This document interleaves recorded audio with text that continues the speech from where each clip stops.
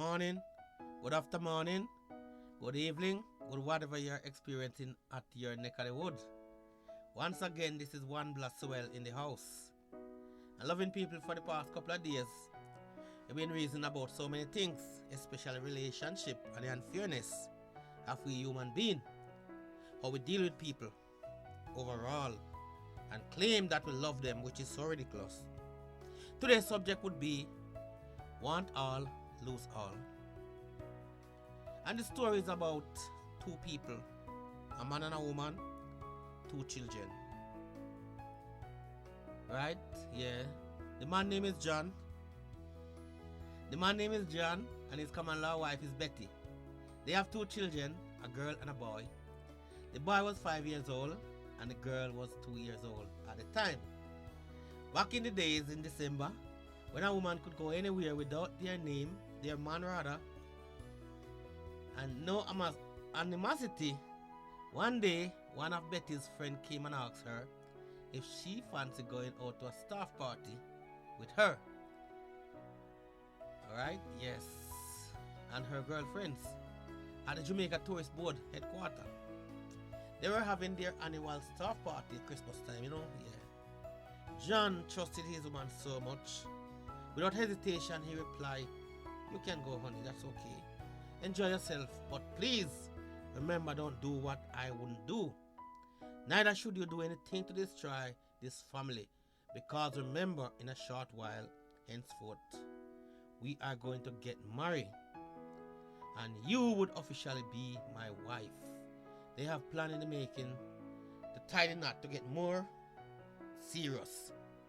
She turned at him and said, "You should have known me better than that, Betty," said to the man. John thought his wife-to-be would go to the function and enjoy herself to the best of her ability. At first, when Betty get to the party, she was flirting with a few tourists from the United States of America, England and Canada. They talked, they bought her drink and food. They all danced together until a young white male named Josh came to where Betty and her friend were sitting. One of the guests from the sitting introduced Josh, his newfound friend, to them. They talked for a while. Then Josh asked Betty for a dance. They went to the dance floor and they get it on dancing. Whoa, lovely moment. He brought her some more liquor. By now she started to get tipsy, losing her balance. Oh my God. Later on in the night, Josh told Betty he stayed at a neighboring hotel, just a few minutes walk from the venue. In the wee hour of the morning, after the party, he asked her to accompany him to his hotel. She agrees. They got there, have more liquor, they drink, they talk again, and you know, as usual, one thing lead to another. And the big S get involved. Minutes later, she fell asleep right there. She woke up about 10 o'clock the next day. None of her friend was there, except a half-naked white man lay down beside her in a strange bed. "I'm in trouble," she yelled. Betty sprang out of the bed. "What's wrong?" Josh asked. "Nothing," she said. Josh stepped up closer to her, and this was his word. "I like you very much, and I will be coming back for you soon. Then you and I would get married and live together as man and wife. As a matter of fact, take this, and it should be a token of love to you from me. Here's a special gold chain, and it's very expensive. Take good care of it. And here also is some money. Don't be afraid to come and see me anytime. I have another 2 weeks or so here. Anything you want, just ask me. Don't forget to leave your phone number and your contact, that we can keep in touch." When he took the money, the gold chain, she wrote her name on a book notepad rather that was on the table in the room. They talked for a short while, then Betty said goodbye to Josh. Josh took Betty downstairs, because Josh didn't want Betty to just say goodbye like that. He took Betty downstairs to the lobby after what he had gotten anyway, and asked the receptionist to call the taxi to take his guests home. The taxi came and Betty went in it. While she was on her way home, she was grumbling to herself in the back of the taxi. I don't want John anymore. Can you imagine? John never gave me so many gifts before, and we've been together for over 10 years. Not to mention this expensive gold chain. I hardly know Josh, and look at what Josh has done for me. He's a savior indeed, she said. Josh is the right man for me, she said. Being with Josh, I am sure I would be very happy and I wouldn't be in need of anything. One thing Betty had forgotten. She lived with Josh for many years, and from they met, she never worked a day in her life. All the bills paid, the 2 children were okay. One staff party, she forgot all about the things that Josh has done. You know what? All lose all. That's the topic. Believe it or not,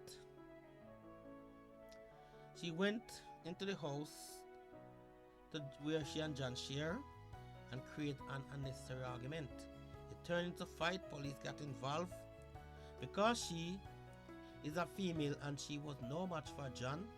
The police asked her what she wanted to do. Do you want to press charge or so for the assault? She refused to press charge. She told the police she want John to see her and leave her alone. The police want John not to see her and have nothing to do with her. Whoa. John signed a warning and the police assist her in moving out of John's house.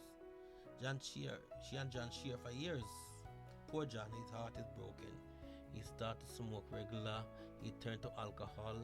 2 weeks had passed. He's still drinking a lot, smoking a lot, started to look like ragamuffin. One day John was at the favorite place where he drank his bourbon.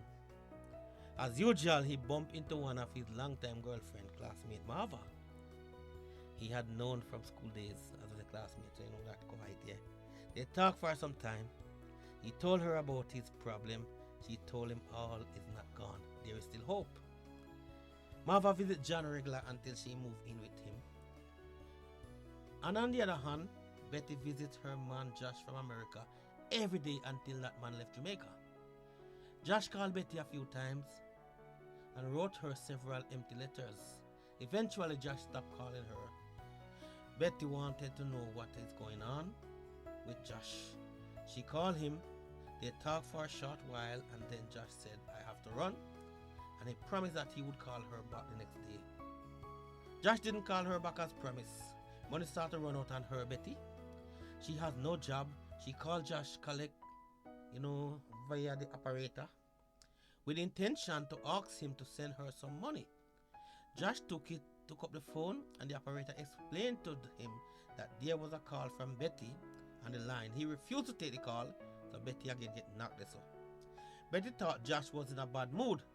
She called him again and the same result. This went on for a while. She kept doing the same thing, interval between weeks and days and again the operator told him the same thing. The later on operator finally told him the number has changed. No more Josh. Betty had made several trips to John home, begging him to forgive her. He refused to forgive her. She created arguments with Marva. Betty wanted to make it look like Marva was the cause of their breakup. I think girl, you can take with me man, you see me and my man I live good. And you just come in, can take with me man. You think me I make you go so? Me and John did I live good all the time, yeah? Until you can stinking self that this thing, you make John know me again. Nothing never go so. That was Betty's defense. John intervened and exclaimed, Betty, you are the one whom caused all of this. I sat down and cried for 2 weeks while you were gallivanting with men and don't know how I was going on. Look at our children. Betty began to sob and beg. John, forgive me. Give me another chance, please, John. I can't deal with this. For the sake of our children, please, John. Oh, God, John, help me. Oh, God. I can't deal with it. No food in the house. My rent is due, John, and the children are hungry. Marva yelled, leave us alone. You should have thought about this before you do what you do with that American man. Lose all, want all, lose all. Betty have nowhere to go. No money, no job. No man, no food. She has become a laughing stock in the community. The reality of The ready-make life hit her, and the American dream become the American nightmare. I'll just sit and look the memory of she and John going through. And in my humble view, Betty get more wine, more soca music. Both on the dance floor in the bedroom. Now Betty wishes that she was in Marva's position. Her life fade away just like the gold chain or the alleged gold chain would fade and become black. Now, I can imagine how Betty got the amount of why no soca music get that amount. Personally, I think that Josh should forgive her, but he should never take her back. And Josh should take care of his children. That is my own opinion. Because, sometimes women, women overall, they don't really understand the magnitude and the danger of their behavior. They just work up an impulse. They don't even know the danger they are doing to other people. Because the amount of money that John gave Betty during the relationship over 10 years or so, that supersede the little chain that Josh, the American boy, give her. Trust me. But sometimes people looking for the ready-make life on the fast road. So Josh now enjoy himself to the fullest. Got tourists, and tourists do what tourists got to do. Now Betty's moaning and crying and weeping and going on with all sorts of something.